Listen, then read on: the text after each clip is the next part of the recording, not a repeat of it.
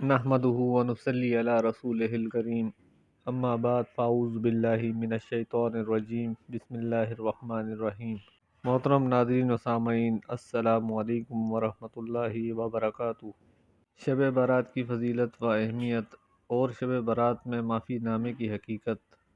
بعض لوگ شب برات سے پہلے ایک دوسرے کو یہ میسج کرتے نظر آتے ہیں کہ آج تک میری طرف سے جانے انجانے میں کوئی غلطی یا گستاخی یا غیبت ہوئی ہو یا میری وجہ سے آپ کا دل دکھا ہو تو اللہ تعالیٰ کی رضا کے لیے شب برات سے پہلے دل سے معاف کر دیں، میں نے بھی آپ کو معاف کر دیا۔ یہ بہترین بات ہے کہ بندہ دوسرے مسلمان کے حق میں کوئی زیادتی یا کوتاہی کرے تو معافی مانگ لے اور دوسرے سے دل صاف کر لے، مگر کیا یہ معافی مانگنا اور دوسرے سے دل صاف کرنا صرف شب برات کے ساتھ خاص ہے؟ پورے سال تکلیف دے اور کوئی معافی کا سوال نہیں، کوئی دل کی صفائی نہیں، یہ بات سمجھ سے بالا تر ہے۔ جبکہ ایک مومن اور مومنہ کی شان تو یہ ہے کہ اس کا دل ہر وقت دوسرے مسلمان سے صاف رہتا ہے، اور ایسے شخص کو حدیث پاک میں نبی کریم صلی اللہ علیہ وآلہ وسلم نے جنتی انسان ہونے کی خوشخبری دی ہے، جس کا دل ہر کسی کے بارے میں صاف ہو، کوئی بھی بغض، کینہ اور حسد دوسرے کے بارے میں نہ رکھے۔ مسند احمد۔ اسی طرح کچھ لوگ حضرت ابو دجانہ رضی اللہ تعالیٰ عنہ کی خدمت میں حاضر ہوئے۔ وہ بیمار تھے لیکن ان کا چہرہ چمک رہا تھا۔ کسی نے اس کی وجہ پوچھی تو انہوں نے فرمایا کہ مجھے اپنے اعمال میں سے دو اعمال پر سب سے زیادہ بھروسہ ہے۔ نمبر ایک، میں کوئی فضول بات نہیں کرتا تھا۔ نمبر دو، میرا دل تمام مسلمانوں سے بالکل صاف تھا۔ حیات صحابہ۔ لہٰذا ایک مسلمان کی شان یہ نہیں کہ صرف ایک رات کے لیے دل کو صاف کیا جائے اور غلطی پر سال میں ایک ہی بار معافی مانگی جائے، بلکہ ہر روز اس دل کی صفائی ضروری ہے۔ اگر کسی کا مالی حق ہے تو اس کو بھی ادا کیا جائے۔ نہ جانے ہم کیا کچھ بول دیتے ہیں، کیا تکلیف دیتے ہیں، کبھی زبان سے، کبھی ہاتھ سے، کبھی چہرے کے تاثرات سے۔ اس لیے ہر وقت ڈرتے رہا جائے، اور اگر کسی نے تکلیف دی ہے تو اس کو معاف بھی کر دیا جائے کہ اللہ تعالیٰ معاف کرنے والوں کو پسند کرتا ہے۔ شب برات میں عبادت کا کوئی خاص طریقہ یا کوئی خاص وظیفہ کسی حدیث سے ثابت نہیں۔ اس رات میں عبادت کا کوئی خاص طریقہ مقرر نہیں کہ فلاں طریقے سے عبادت کی جائے، جیسے بعض لوگوں نے اپنی طرف سے ایک طریقہ گھڑ کر یہ کہہ دیا کہ شب برات میں اس خاص طریقے سے نماز پڑھی جاتی ہے، مثلاً پہلی رکعت میں فلاں صورت اتنی مرتبہ پڑھنی ہے، دوسری رکعت میں فلاں صورت اتنی مرتبہ پڑھی جائے، وغیرہ وغیرہ۔ یا نماز کے علاوہ کوئی خاص وظیفہ کرنا، اس کا کوئی ثبوت نہیں۔ یہ بالکل بے بنیاد بات ہے، بلکہ نفلی عبادت جس قدر ہو سکے وہ اس رات میں انجام دی جائے۔ نفل نماز پڑھیں، قرآن کریم کی تلاوت کریں، ذکر کریں، تسبیح پڑھیں، دعائیں کریں، یہ ساری عبادتیں اس رات میں کی جا سکتی ہیں، لیکن عبادت کا کوئی خاص طریقہ یا مخصوص وظیفہ ثابت نہیں۔ شب برات میں قبرستان جانا۔ اس رات میں ایک اور عمل ہے جو ایک روایت سے ثابت ہے، وہ یہ کہ حضور نبی کریم صلی اللہ علیہ وآلہ وسلم جنت البقیع میں تشریف لے گئے۔ اب چونکہ حضور صلی اللہ علیہ وآلہ وسلم اس رات میں جنت البقیع میں تشریف لے گئے، اس لیے مسلمان اس بات کا اہتمام کرنے لگے کہ ہر سال شب برات میں قبرستان جائیں۔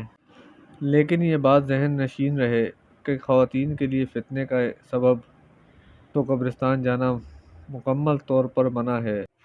حدیث پاک میں سختی سے منع فرمایا گیا ہے، خواہ وہ کسی بھی دن ہو۔ البتہ عام دنوں میں مرد حضرات کو اس شرط پر اجازت ہے کہ وہاں کسی غیر شرعی کام کا ارتکاب نہ کریں۔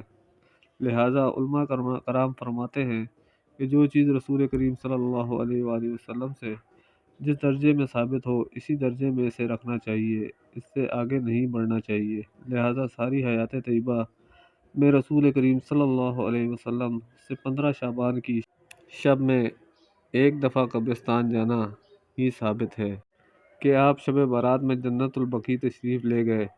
چونکہ ایک مرتبہ جانا مروی ہے، اس لیے مرد حضرات بھی اگر زندگی میں 15 شعبان کی شب ایک مرتبہ چلے جائیں تو ٹھیک ہے، لیکن ہر سال شعبان کے مہینے میں شب برات میں جانے کا التزام کرنا، اس کو شب برات کا لازمی حصہ سمجھنا اور یہ سمجھنا کہ اس کے بغیر شب برات نہیں ہوئی، یہ اس کو اس کے درجے سے آگے بڑھانے والی بات ہے، جو کہ بالکل بھی جائز نہیں۔ شب بارات کی فضول رسومات اور بدعات۔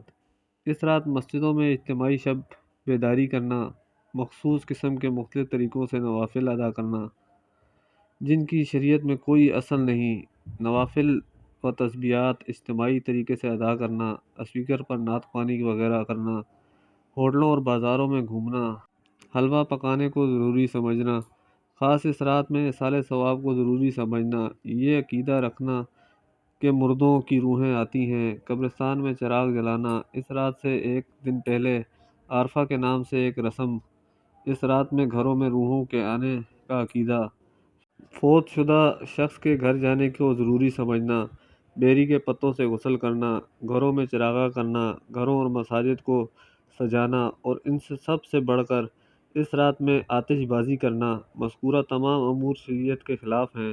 ان کا کوئی ثبوت نبی کریم صلی اللہ علیہ وسلم، صحابہ کرام رضی اللہ تعالیٰ عنہم اور سلف اور صالحین سے نہیں ملتا۔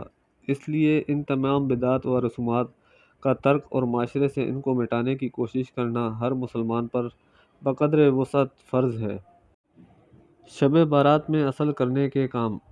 آخر میں اس مبارک رات میں کرنے والے کیا کام ہیں، ان کا ذکر کیا جاتا ہے تاکہ افراط اور تفریط سے بچتے ہوئے اس رات کے فضائل کو سمیٹا جا سکے۔ نمبر 1، مرد حضرات کا نماز عشاء اور نماز فجر کو باجماعت ادا کرنے کا اہتمام کرنا۔ نمبر 2، اس رات میں عبادت کی توفیق ہو یا نہ ہو، گناہوں سے بچنے کا خاص اہتمام کرنا، بالخصوص ان گناہوں سے جو اس رات کے فضائل سے محرومی کا سبب بنتے ہیں۔ نمبر 3، اس رات میں توبہ استغفار کا خاص اہتمام کرنا اور ہر قسم کی رسومات اور بدعات سے اجتناب کرنا۔ نمبر 4، اپنے لیے اور پوری امت کے لیے ہر قسم کی خیر کے حصول کی دعا کرنا۔ نمبر 5، بقدر وسعت ذکر و اذکار، نوافل اور تلاوت قرآن پاک کا اہتمام کرنا۔ نمبر 6، اگر آسانی سے ممکن ہو تو 15 شعبان کا روزہ رکھنا، لیکن اسے ضروری یا سنت نہ سمجھا جائے، البتہ ثواب کا عمل ہے۔ واضح رہے کہ مذکورہ تمام اعمال شب بارات کا لازمی حصہ نہیں، بلکہ ان کا ذکر محض اس سے ہے کہ ان میں مشغولی کی وجہ سے اسی رات کے منکرات اور فضولیات سے بچا جا سکے۔ اللہ تعالیٰ سے دعا ہے کہ اللہ تعالیٰ ہمیں صراط مستقیم پر چلنے کی توفیق عطا فرمائے اور حضور صلی اللہ علیہ وسلم کی سنت پر عمل کرنے کی توفیق عطا فرمائے۔ اگر آپ کو ہماری ویڈیو پسند آئے تو اسے لائک، شیئر اور چینل کو سبسکرائب لازمی کیجیے گا۔ جزاکم اللہ خیرہ۔